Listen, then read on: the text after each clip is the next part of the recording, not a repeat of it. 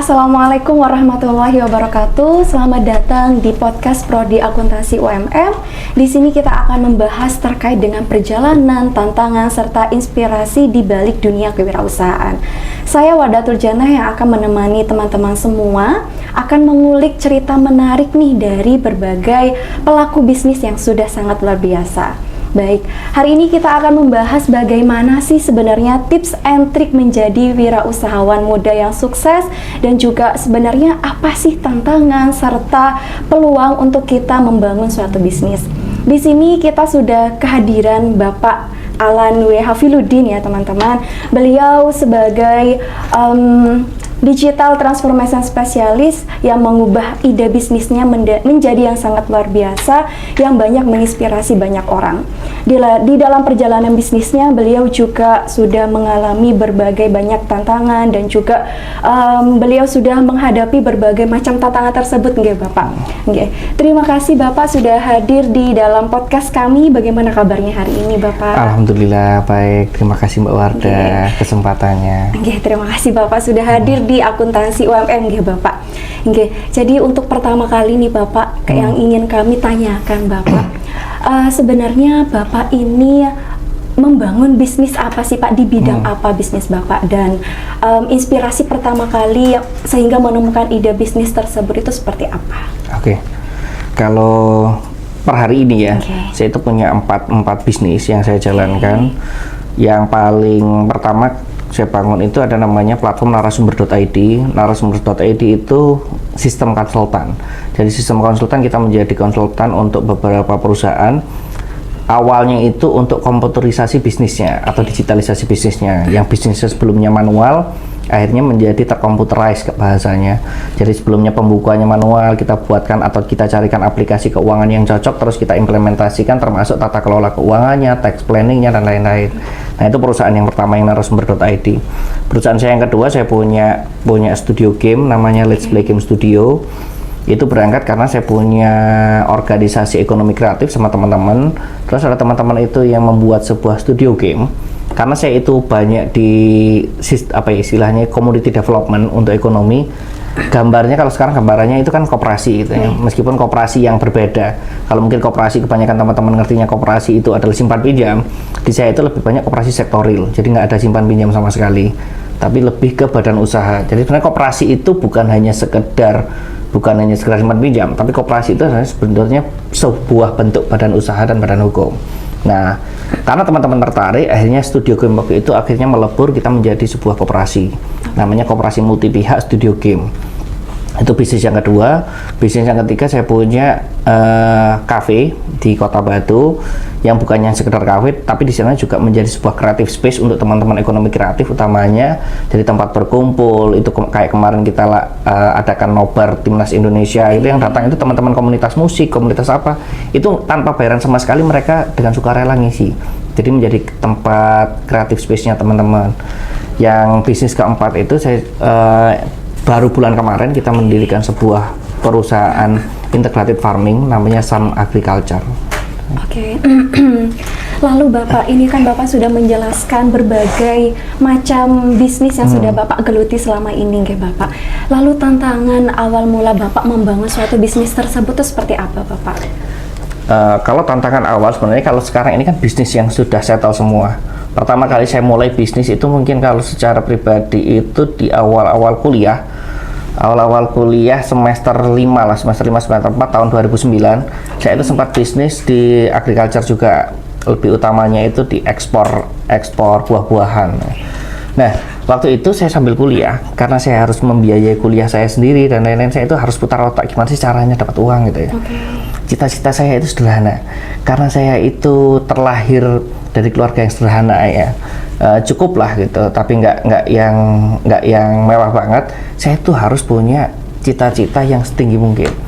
Akhirnya saya harus kuliah yang benar-benar tinggi. Cita-cita waktu itu saya harus bisa kuliah sampai luar negeri dan lain-lain. Saya akhirnya ambil kuliah 2, IT sama akuntansi, sambil bekerja. Karena bekerja itu, kalau bekerja yang formal itu susah, karena 8 to 5 dan lain-lain, saya harus berbisnis. Akhirnya waktu itu bisnis ekspor impor buah-buahan.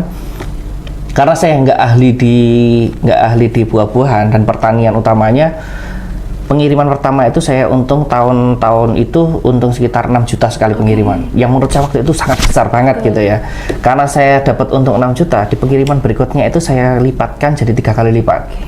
Pengiriman kedua saya kirim sejumlah 1 ton kurang lebih. Ternyata sampai tempat tujuan itu 50%-nya itu busuk. Nah itu menjadi saya waktu itu benar-benar down, nangis lah sampai nangis. Terus satu hal waktu itu ibu saya bilang bahwa kenapa kamu gagal? Ya karena kamu belum paham. Dan uang yang kamu keluarkan sekian juta rupiah itu sebenarnya bukan uang sekedar kerugian, tapi itu adalah pembelajarannya. Itu ilmu yang harus kamu bayar ketika kamu tidak menguasai sesuatu. Itulah yang akhirnya waktu itu saya akhirnya berhenti berbisnis. Saya akhirnya ikut kerja orang. Saya pernah kerja di Gramedia, di Kompas Group, sampai di beberapa perusahaan. Intinya saya akhirnya mengumpulkan pundi-pundi dulu untuk mendapatkan modal lagi.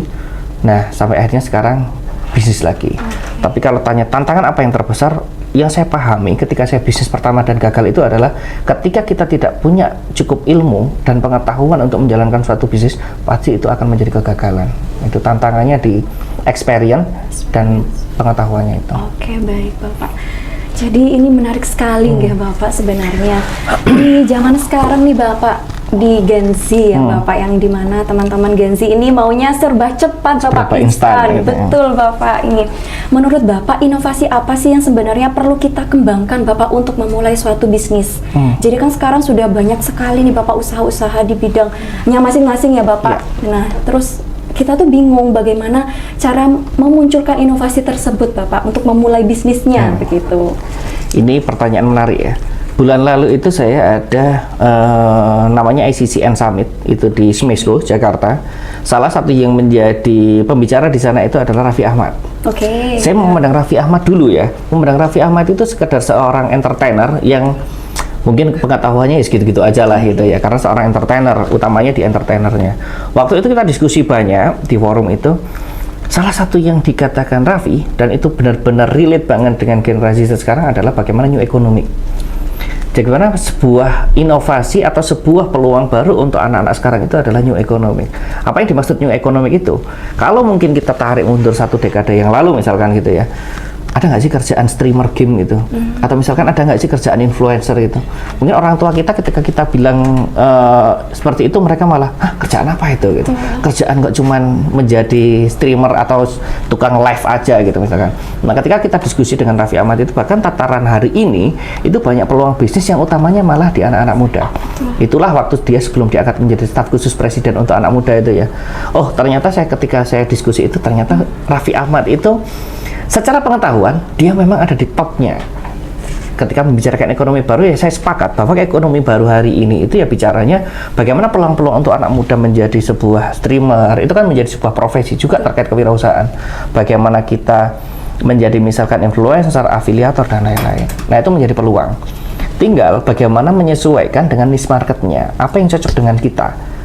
Kalau kita misalkan basicnya saya akuntansi misalkan, basic saya akuntansi, saya akan banyak menjadi streamer tentang tata kelola keuangan misalkan. Saya akan bikin konten-konten tentang tata kelola bisnis misalkan. Nah itu akan menjadi sangat relate. Gitu. Oke Bapak.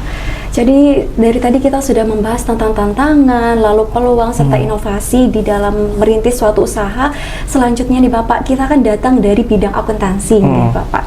Yang kami sangat penasaran nih Bapak, sebenarnya di bidang akuntansi itu bagaimana sih Bapak ilmu akuntansi itu di dalam kewirausahaan? Oke. Ini balik lagi ke bisnis saya 4 tadi itu. Apakah saya itu membangun semuanya itu berdasarkan modal saya sendiri gitu ya? Yang bisa saya sampaikan malah saya itu tidak mengeluarkan uang sama sekali di 4 bisnis saya. Itu. Di keempat bisnis saya itu yang saya jual adalah kemampuan saya. Itu akhirnya ada istilahnya itu kita membangun kolaborasi bersama. Akhirnya kita sharing saham. Siapa yang punya modal uangnya, financial capitalnya, siapa yang punya waktu untuk mengoperasikannya, time capitalnya, siapa yang punya kemampuan untuk mengenerate-nya, itu human capitalnya, dan yang terakhir siapa yang punya jaringan untuk memasarkannya, social capitalnya. Di satu bisnis saya, misalkan salah satu contoh narasumber.id misalkan, narasumber.id itu dibangun partner saya karena menjadi salah satu kaprodi di perguruan tinggi di Kota Malang juga, tapi dia tidak punya waktu untuk mengoperasionalkan. Dia tidak punya kemampuan di tata kelola keuangannya karena basicnya hanya orang IT. Ketika kita kolaborasi berdua, itu menjadi peluang saya yang bagian pembukuan, tata kelola keuangan. Beberapa klien kami itu perusahaan multinasional, itu dia bagian komputerisasi untuk digitalnya, saya yang bagian tata kelola keuangannya. Peran akuntansi di sini adalah bagaimana kemampuan kita itu relate untuk bisnisnya. Termasuk di 3 bisnis yang lain itu saya menjadi CFO-nya, Chief Financial Officer-nya, tata kelola keuangan, termasuk keluar masuk uangnya, pembukuan sampai laporan pajak itu saya yang pegang. Tapi kalau ditanya apakah saya mengerti tentang pembangunan game, saya sama sekali nggak ngerti. Nah itu berbagi peran. Akhirnya ada yang berperan di gamenya, ada yang berperan di teknisnya, ada yang berperan di pemasaran. Akuntansi akan sangat berperan bagaimana di tata kelola keuangan perusahaan itu. Kelola keuangan, baik Bapak. Kalau kita tadi Bapak berbicaranya tentang tata kelola keuangannya, gitu Bapak. Sebenarnya teman-teman di bidang akuntansi itu punya kesempatan yang sangat luar biasa, gitu Bapak, untuk menjadi seorang pengusaha. Tidak hanya menjadi seorang pengusaha, tapi menjadi smart entrepreneur ya Bapak. Untuk gimana caranya mengembangkan bisnis tersebut itu berjalan seefisien mungkin, gitu Bapak, seperti itu. Baik, jika sebelumnya kita membahas tentang keilmuan akuntansi di dalam kewirausahaan, selanjutnya nih Bapak, yang ingin kami sangat ketahui Bapak, peluang-peluang yang cocok untuk mahasiswa akuntansi itu seperti apa Bapak? Kalau tadi Bapak sudah menjelaskan terkait dengan peluang untuk teman-teman secara umum gitu Bapak, tapi kalau khususnya untuk sektor bidang akuntansi itu seperti apa Bapak? Kalau yang saya paling, karena saya sudah melakukan ya, kalau di best practice saya itu adalah bisnis hari ini itu tidak bisa dibangun sendirian. Itu yang paling utama. Jadi kalau kita mau menjadi seorang akademisi akuntansi ya, lulusan akuntansi dan lain-lain itu berperanlah sebagai tata kelola dan bisnis. Yang paling gampang ketika membangun bisnis, carilah partner. Misalkan kita mau bikin kayak bisnis saya, salah satunya bisnis kafe gitu ya. Karena saya nggak paham tata kelola kafe dan saya tidak punya aset untuk membangun kafe. Saya cari partner orang yang punya aset terbengkalai gampangnya gitu.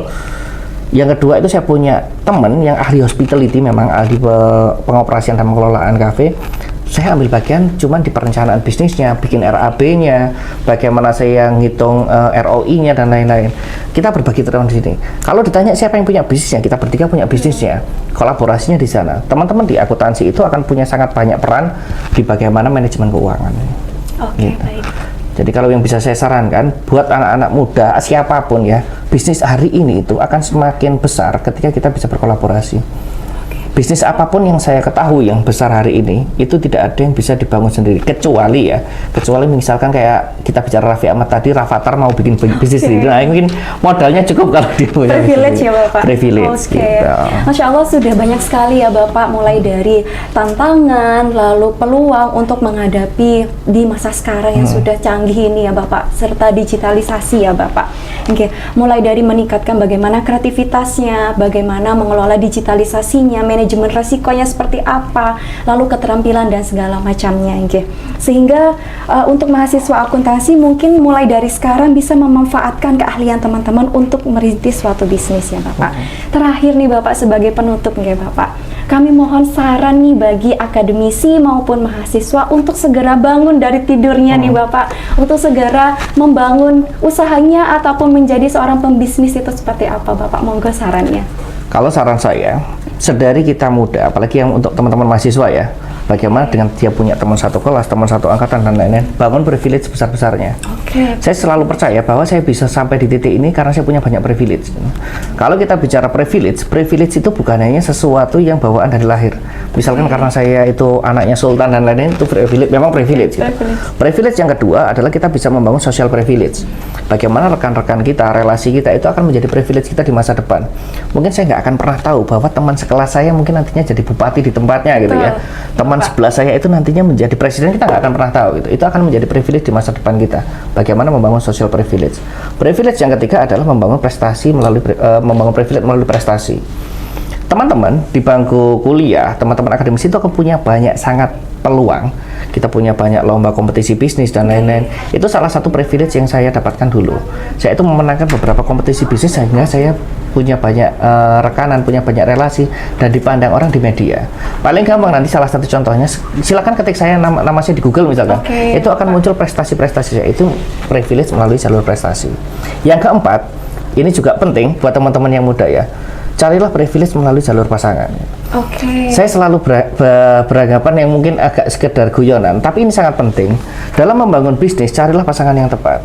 Jadi kita menentukan pasangan hari ini itu bukan hanya sekedar sayang-sayangan, cinta-cintaan, itu juga akan menentukan bagaimana bisnis kita dan bagaimana masa depan kita itu akan terbangun. Betul. Oke, baik. Terima kasih banyak Bapak sudah meluangkan waktunya hari ini dan juga berbagi wawasan yang sangat luar biasa ini kepada kami, nggih Bapak. Semoga ini untuk para pendengar memiliki banyak terinspirasi oleh perjalanan bisnis Bapak. Oke, nggih. Terima kasih teman-teman pendengar sudah mendengarkan podcast akuntansi UMM pada pagi hari ini. Jangan lupa untuk di-subscribe, like, and comment, dan juga membagikan postingan ini jika teman-teman merasakan postingan ini memiliki banyak manfaat. Untuk selanjutnya, teman-teman bisa menunggu podcast-podcast kami di next episode. Wassalamualaikum warahmatullahi wabarakatuh. Waalaikumsalam.